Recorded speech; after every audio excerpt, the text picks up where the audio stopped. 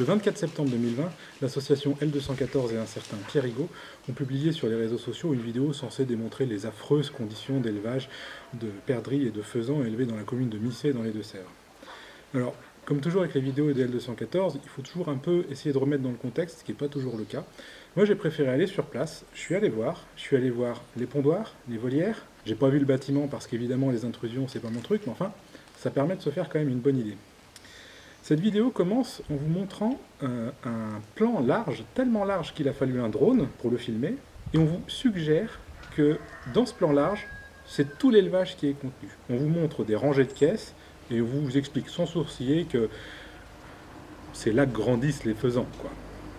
Alors, évidemment, vous faites votre idée en vous disant quoi? Ils nous montrent des caisses, c'est horrible, les faisans sont élevés là-dedans, et ils sont probablement ensuite sortis des caisses pour être tués par les vilains chasseurs. Bon, la réalité est quand même un poil différente. Tout d'abord, ce qu'on vous montre dans cette vidéo, dans ce plan large, ce sont des pondoirs. Alors, il ne vous aura pas échappé qu'il s'agit d'un élevage, donc pour avoir un élevage, il faut avoir des oiseaux, pour avoir des oiseaux, il faut des œufs fécondés, et pour avoir des œufs fécondés, il faut les pondre, il n'y a pas de secret. C'est à ça que sert le pondoir, c'est-à-dire que si vous n'avez pas un pondoir pour mettre les couples ou les groupes de reproduction, vous vous retrouvez forcément avec des œufs dans les buissons et il faut faire une chasse aux œufs tous les jours. Aucun élevage de France ne fonctionne avec des animaux dans la nature et on irait chercher des œufs par-ci par-là. Donc vous avez un pondoir où les animaux sont regroupés. Donc L214 vous parle d'une surpopulation intenable, ils sont comprimés dans ces caisses, mis en surnombre, en surpopulation, en promiscuité.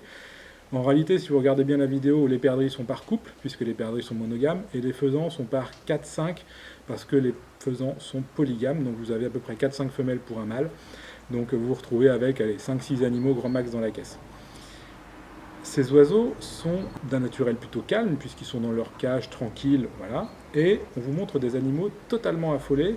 On vous explique qu'ils cherchent à s'enfuir. C'est horrible, vous vous rendez compte, dans ces conditions, ces pauvres oiseaux, ils vont se cogner partout dans les caisses à longueur de journée pendant des semaines. Ah oui, j'oubliais, ça dure que quelques semaines, la période de ponte, enfin quelques mois, c'est pas toute l'année. La ponte de ces animaux est saisonnière, donc quand ils sont pas en période de reproduction, ils sont dans des volières.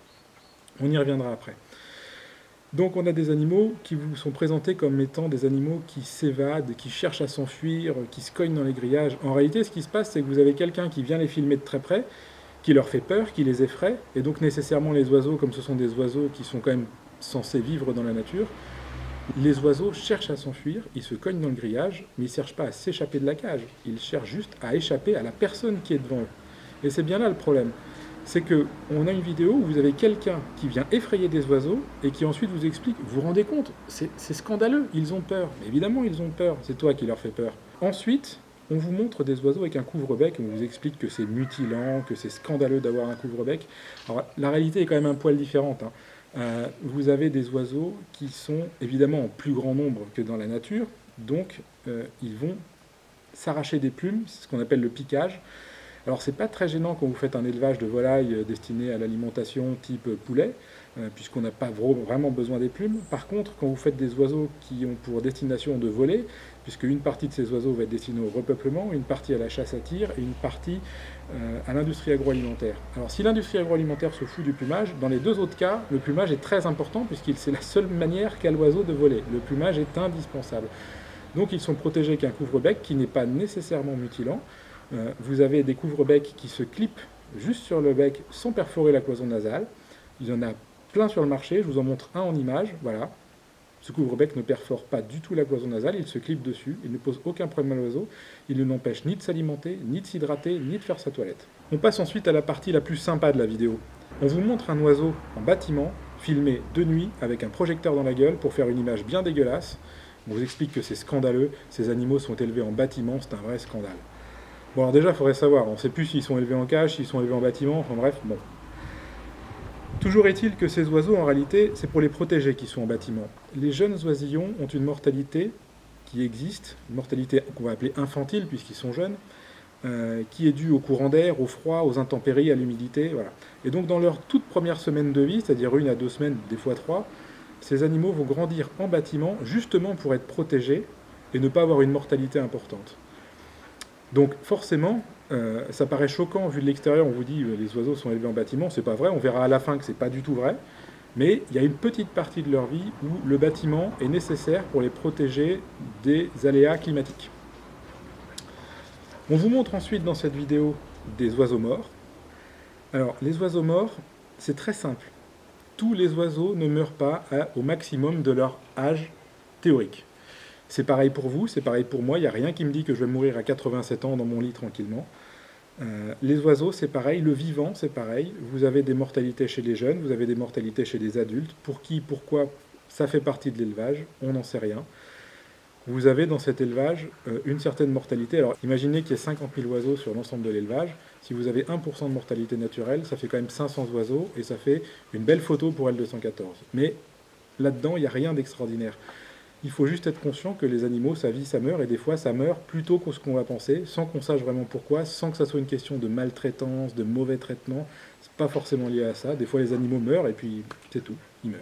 Et donc là, on arrive à la dernière partie de la vidéo de L214, celle qu'on ne vous a pas du tout montrée, celle qu'on a oublié de filmer. Ils ont 14 minutes de rush, je crois. Ils ont raté les 30 hectares de volière qu'il y avait tout autour de ce pondoir. Pour faire simple, en parc zoologique, la volière la plus grande d'Europe, elle mesure 1 hectare.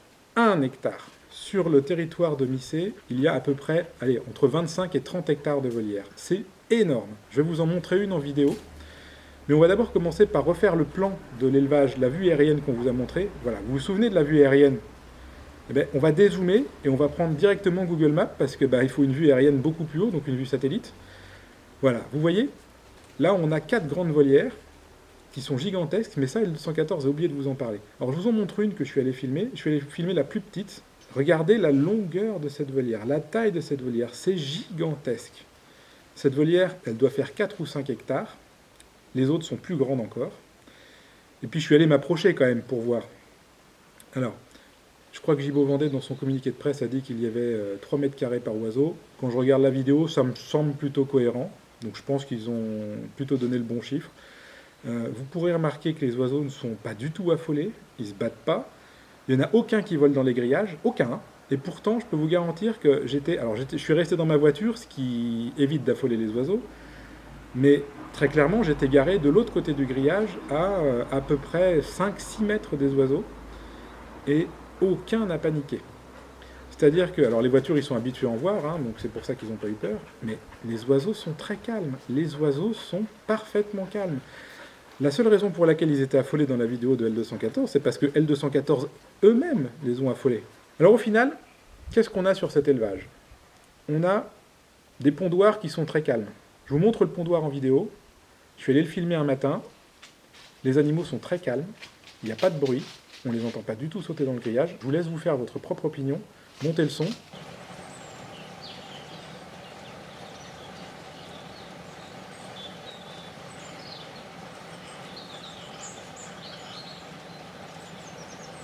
Alors voilà, je vous ai montré cet élevage de manière un peu plus complète que ne l'a fait L214. Je vous laisse vous faire votre propre opinion. Je vous récapitule. On a des pondoirs. Les œufs sont pondus, ils vont en couvoir. Une fois éclos, les animaux vont en bâtiment pendant 1 à 2 semaines.